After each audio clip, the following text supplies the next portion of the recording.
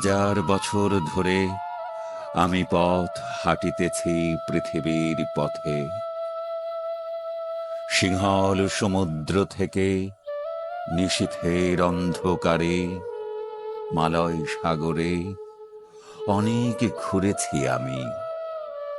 বিম্বিসার অশোকের ধূসর জগতে সেখানে ছিলাম আমি।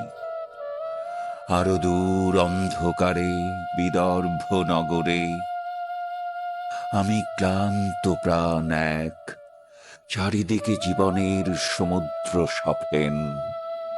আমারে দুদণ্ড শান্তি দিয়েছিল নাটোরের বনলতা সেন। চুল তার কবেকার অন্ধকার বিদিশার নিশা, মুখ তার শ্রাবস্তি কারুকার্য। অতি দূর সমুদ্রের পর হাল ভেঙে যে নাবিক হারায়েছে দিশা, সবুজ ঘাসের দেশ যখন সে চোখে দেখে দারুচিনি দ্বীপের ভিতর, তেমনি দেখেছি তারে অন্ধকারে বলেছে সে, এতদিন কোথায় ছিলেন? পাখির নীড়ের মতো চোখ তুলে নাটোরের বনলতা সেন।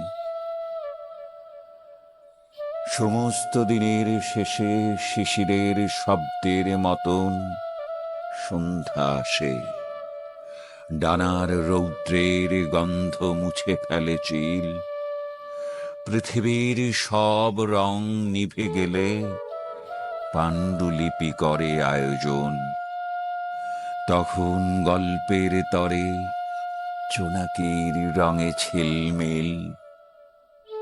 সব পাখি ঘরে আসে, সব নদী ফুরায় এ জীবনের সব লেনদেন। থাকে শুধু অন্ধকার, মুখোমুখি বসিবার বনলতা সেন।